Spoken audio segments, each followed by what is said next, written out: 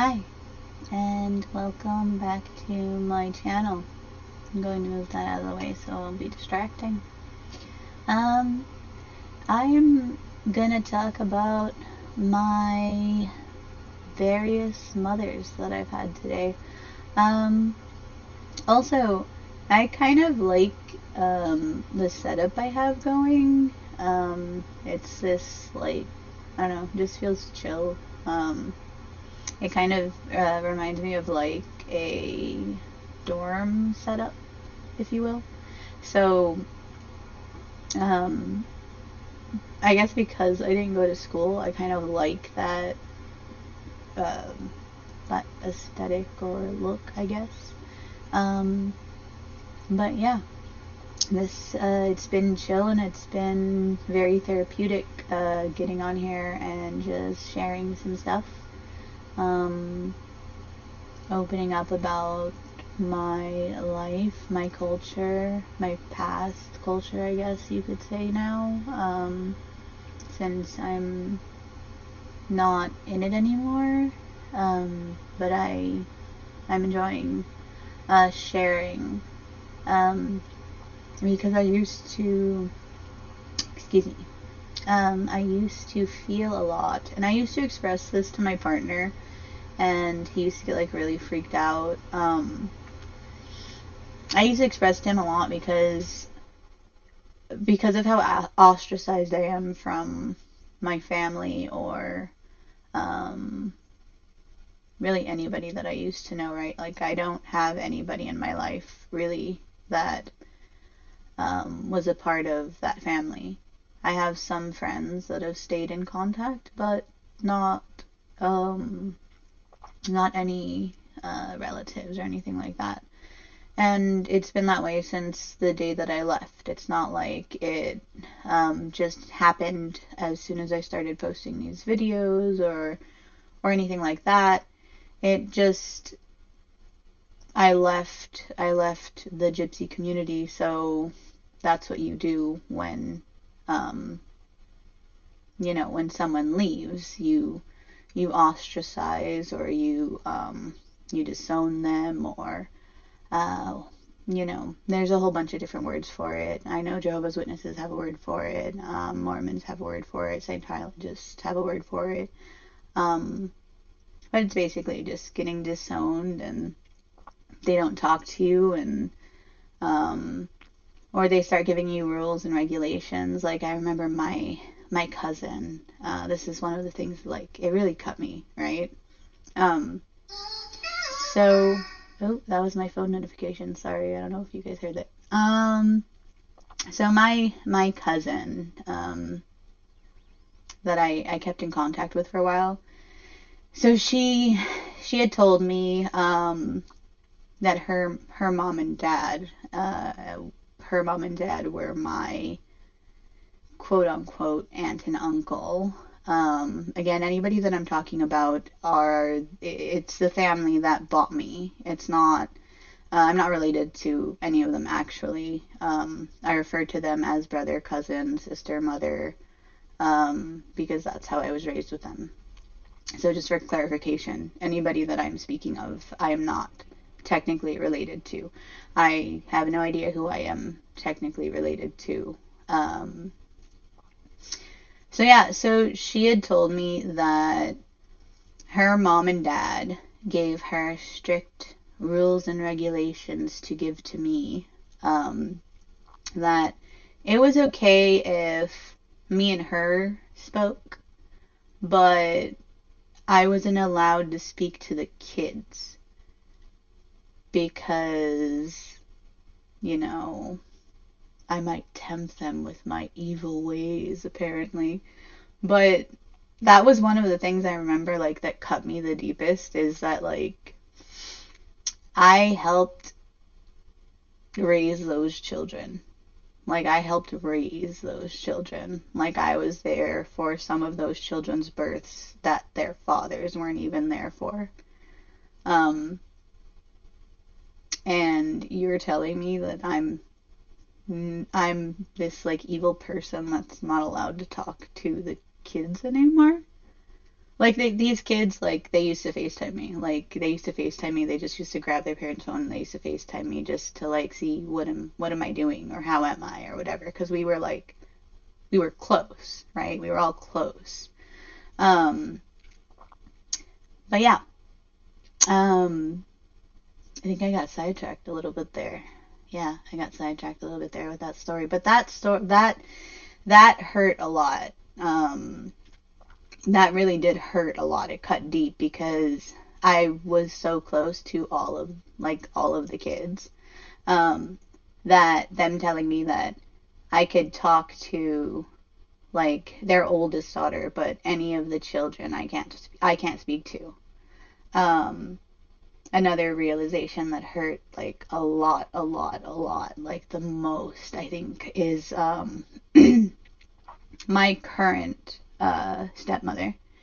Um, so she was there like when I started talking to my now partner. She knew about it. I told her straight out. I didn't want to lie anymore.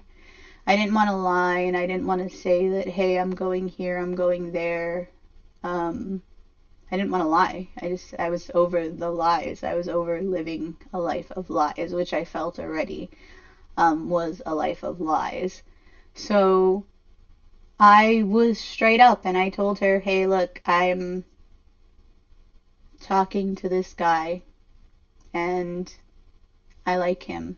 And we went on a date and I told her we went on a date and I like him. And I remember the first Valentine's Day that me and my partner were together, me and my mom went to Walmart because I was so stressed out because I felt like I needed a Valentine's Day dress. I wanted a Valentine's Day dress because I'd never had like that real like Valentine's Day experience, right? Like in the gypsy community, like we have our little I guess anniversaries and like Valentine's Day things, but it's not like the full like, you know, the the lady gets all dressed up and the the husband comes home and brings her like flowers and chocolates and stuff and they have like excuse me, my throat is like not having it today. And they have like a little romantic like little just dinner or something together, right? So I was all excited about this because he had told me that he was going to cook for me. So we went to Walmart and I remember picking out dresses with her. Uh, I remember picking out dresses with her and asking her, did she think that this dress is pretty? Does she think that this dress is appropriate? Does she think that this dress just like mother-daughter things? And I remember in those moments, like, feeling like what she was telling me at the time was that no matter what I did with my life, because she knew I was going to, like, she knew I was going to leave. Like, it's not a lie. I'm not going to lie about it. Anybody asks me, I'm going to say the truth. She knew I was going to leave. So,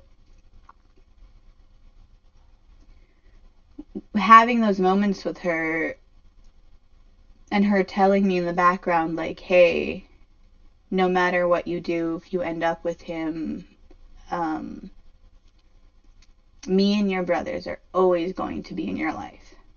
Me and your brothers will always, always be in your life.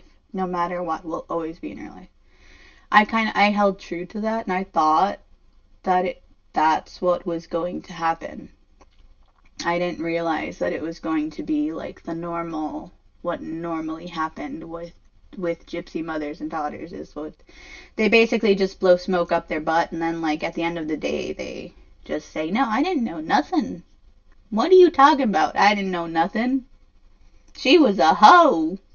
She did everything like she did everything. I didn't know anything. I didn't know." But it is what it is now, right? It is what it is. I was going to do what I did regardless. Um, But the fact of the matter is, she knew. She knew, and she said that she would stay close to my life, and she would be a part of my life, and she would be um, in my life. And even joked about, like, my partner now, my fiance, teaching my little brothers um, how to work, how to make money, how to live a normal life, because Romania, Gypsy, Romani, the Romani community, the Gypsy community, the Romano community, um, was kind of coming to an end because people, can only stay hidden for so long. People doing bad things can only stay hidden for so long. So eventually they come out, and then you can't do those bad things anymore that kind of sustained you for all of these years and these decades, right? And um, you're not moving up with the times. You're not adapting. So it's kind of just, I don't know, this weird cult culture thing that's just this weird jambalaya of stuff, I guess. Um, but yeah, my mom, um, my stepmom, my now stepmom, she's currently married to my dad. Um, her telling me that, and then um, my cousin telling me that about the kids, like, really, um, really hurt. Nothing else really hurt. Like, there were so many things thrown at me, like, throughout my uncles and my cousins and the whatever, and they come out of the woodwork and they cuss your mother and they cuss your father and they cuss everything you have, and they tell you that you're a whore and you're this and oops, sorry. They tell you that you're a hoe and you're this and you're that, and you just wanted to eat of this and you wanted to eat of that and you wanted to eat of that, and that's all you want out of life, and you don't want anything else out of life, is just to be a hoe. So, like, but like, I was getting child essayed for years, and these people that called themselves my mothers, mothers, women that I told, they didn't do anything about it. They kind of just hid it because um, me and my friend were talking about it earlier, actually, that so a gypsy girl, like a Shea Kutta, a Shea Buddy, like, her sole purpose, her worth, right, is her V card. So once that is gone, um, they don't know what to do about it, because that's all you're worth to them. Because then when you get older and people start to come around to look at you to get you married to their sons, right? Your family sells you into marriage. And if your V card isn't intact, the people will send the girl home, and then they'll have to pay for the wedding, and they'll have to give all of the stuff back, and they'll have to, like, um, they'll have lajave put on them. It just translates to, like, embarrassment. Lajave translates to embarrassment. Um, Yeah, basically. Basically, I'm pretty sure it would translate to, La Job would translate to embarrassment. Um, my partner actually says it a lot, actually. He says everything is La Job. Everything is La Job. Um, but yeah, so my mother's. I've had a lot. Had a lot. Um, I'm going to talk about the ones that I remember. Talk about the ones that I remember and the ones that I can clearly remember, because there are some that were that my dad was married to when I was like super young. Like, I mean, like 1, 2. Um, the first lady that the first lady actually that bought him with me.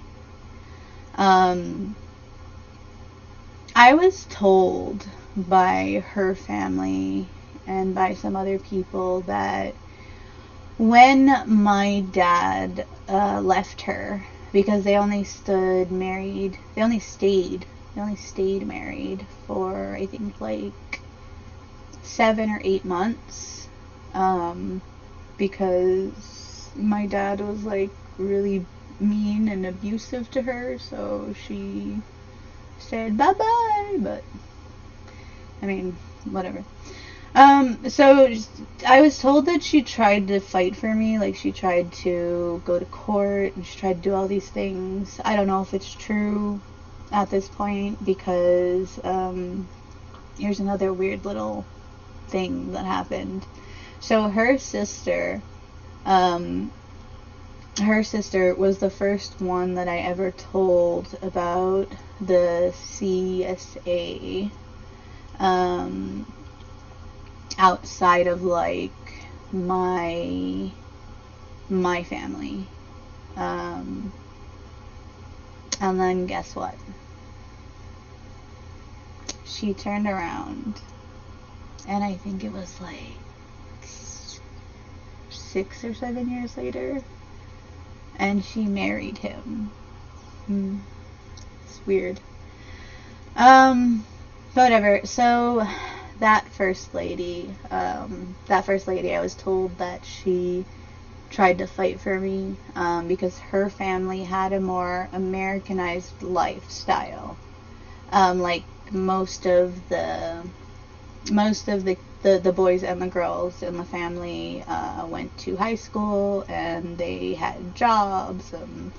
So I was told that she tried to fight for me, because she knew that I would have like a shot, at life with her.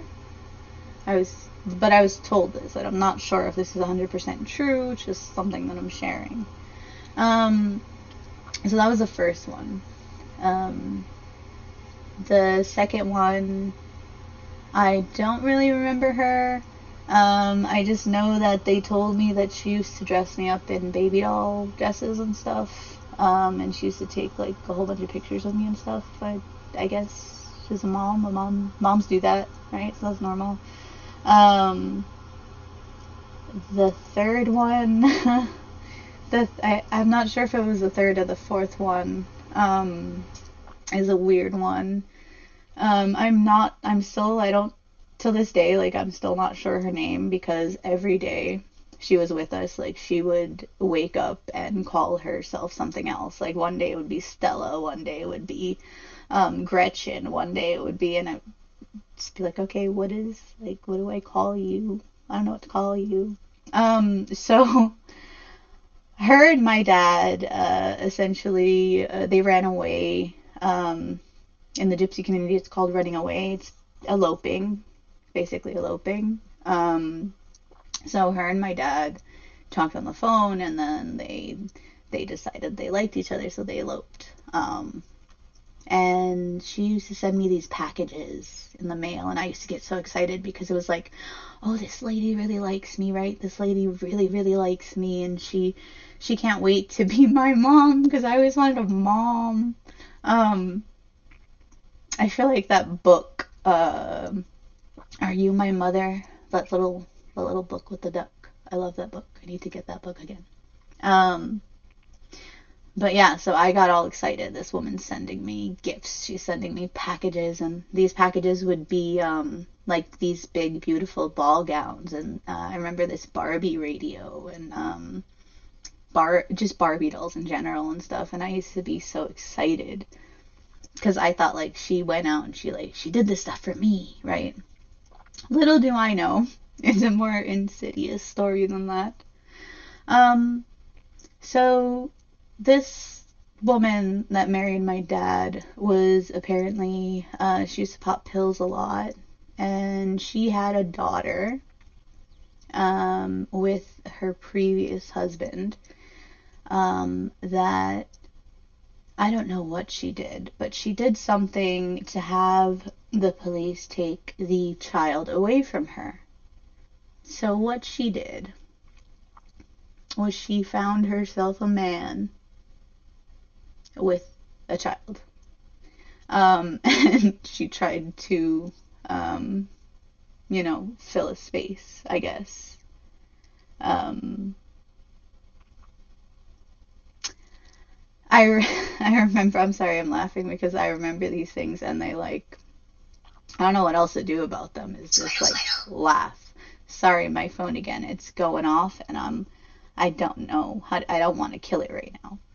Um, so I remember this one time that me and this lady, let's call her Stella, because I don't know what her name is. I don't even know if my dad really and truly knew what her name was. I don't know. So this lady, she wants to take me to the pond to feed the ducks. It's just something that we used to do sometimes. We used to just go feed the ducks. And we did it. So we went and we got all this bread and we went and we sat down next to the ducks and she left the bread in the car. So me and her went to sit down by the little pond and by little duckies and whatever. So we're sitting down and she comes behind me and she starts like petting my head and she starts going, "Hey, if I ever left your dad, would you come with me?" And I was just there like, I think I was like 4 or 5 at the time. And at the time I'm like,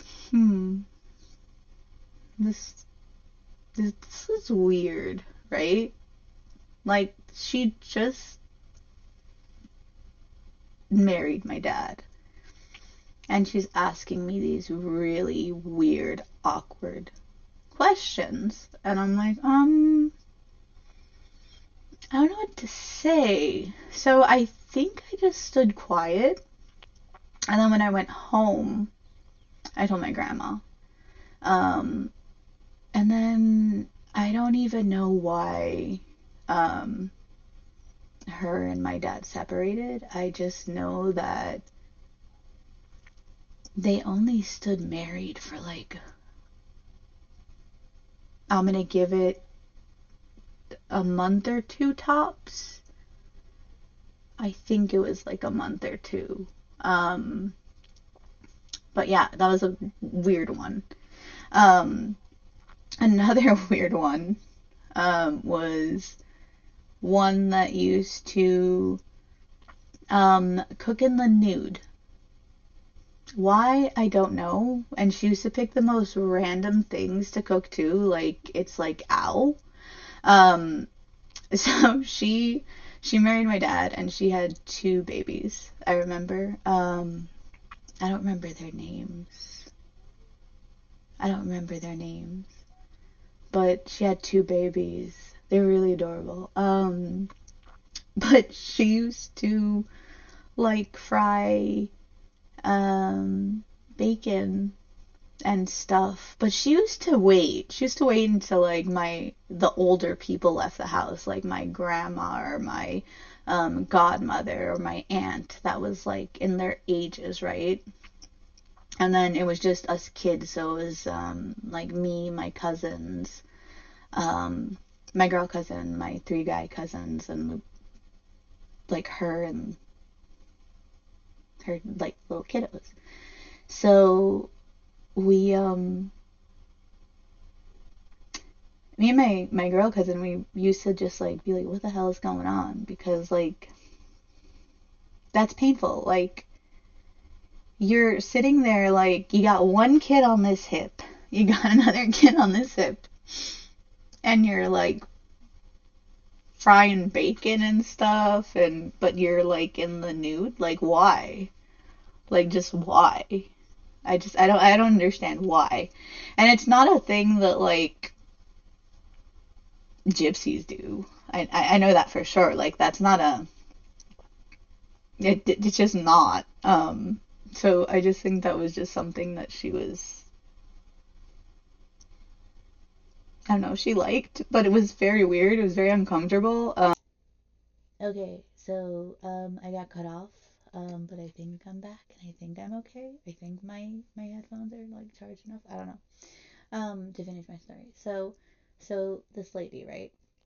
So me and my cousin, we would get so uncomfortable because we were not used to those types of things, right? Anything to do with like um the human body, the human anatomy was like a no-no. And especially for us, like we're little girls or little kids, we were like 4 or 5 apiece. If I was 5, she was 4. Um, she was younger than me. So, and like the guy cousins too, like I'm more than sure they felt very uncomfortable just this random woman being in their house essentially. Like she just comes into the house and she's just like nude in the kitchen frying bacon. Like what? And also the kids are on her hips and also like aren't the babies getting hurt? Like I would think that like I don't like frying bacon. Like fully clothed I don't like frying bacon because like you get burnt or like the oil jumps on you. And so how do you I don't understand how you do that nude. I'm sorry. I'm really sorry about my phone. Um so yeah, so that was one of the other mothers that I remember. Um I've had six in total, I think. It's six or I've heard seven too from different people, but I'm more than sure the ones that um I'm more than sure of six. I'm more than sure of six, but there might be seven. Um, but yeah, those are the ones that I remember. Um, and that I don't really remember the other ones. The other ones I was told about a little bit. I was told I was always told bad things about past mothers, like because they always wanted me to dislike the mothers for some reason. Um, so me and my current stepmother only got close, I think, when I was 16, which was when my grandmother and my godmother passed away, and then my grandmother, and it was a year apart. Just not sure which one was which. But we only got close after the old people were gone. Um, because I remember from like even being young, even before my current stepmom, um, them always just like bad mouthing um the ladies that would marry my dad, right? Even though they didn't know them, they didn't know anything about them, they didn't know um if they were good, if they were whatever, they didn't know anything. But they just badmouthed them because that's what they did, right? That's what it's funny. That's what older gypsy women do. It's just a fact. They just sit around and they just shit on people basically. But my grandmother and my godmother and my aunt, they really wanted me to dislike the mothers. or the women that my father, the women that my father would marry. Because I remember from even the first one that I ever remember them telling me, don't get attached, don't get close to her because she's just gonna leave and she doesn't like you anyways. And I was always like, but I want a mom. But why can't I just have a mom? Like, all of these women go and come out of my life, but like I can't like just attach myself to one of them. And then my grandmother would always tell me, she's like, I'm your mom. I'm your mom. And I'm like, yeah, but like technically no. But like, yeah, but like no. And also I needed a mom to help me with the things that a normal mom would help with, you know? Um so I mean, call yourself my mom all day long. I have so many people that called themselves my mother. Oh my God. Oh my God. There's this one. She used to say this word. Just do me this favor. Just do me this favor and I'll love you forever. Just do me this favor. But and she used to get like really like um and she used to call me her daughter. She used to tell everybody, that's my daughter. That's my daughter. Um but then here's a story about her. So I think I was like, I don't know, 14, maybe 14. And I would go to the church in Jersey, right? We had a church that was there, so I would go there. I would go there with my uncle. And one of the um, one of the people on choir were my friends, right? So I used to talk to him, and he used to call me and whatever. But that's not allowed in the gypsy community. You're not allowed to have guy friends. You're not allowed to have friends that are like any outside friends are just, it's no, no. But whatever. So this dude was just my friend. I didn't want anything to do with him because I knew like his family and what his family was and all of that, and that's a different story for a different time, whatever. Um, so we were just friends though, and she found out that me and him were just casually just talking as friends, and she came up to me and she was like, um, I hope you know that my I don't remember if it was her cousin or her nephew. I don't remember what it was actually. No, I don't think it was her nephew. I think it was her cousin. Um, he'll like mess around with you, but he'll never marry you because you have tainted blood. And I'm like, what? And she's like, yeah, I just wanted to let you know that because me and the girls just got back from sitting down at the diner. And we just got back from talking about it. And I'm like, okay, one, one, I, me, me, Amanda Frank, did not want any of your people because I knew what your people were. So we were just friends. You just showed me your true colors, though. That's what you did at that time. And again, I'm sorry for my phone. Next time I won't have it. Um, yeah.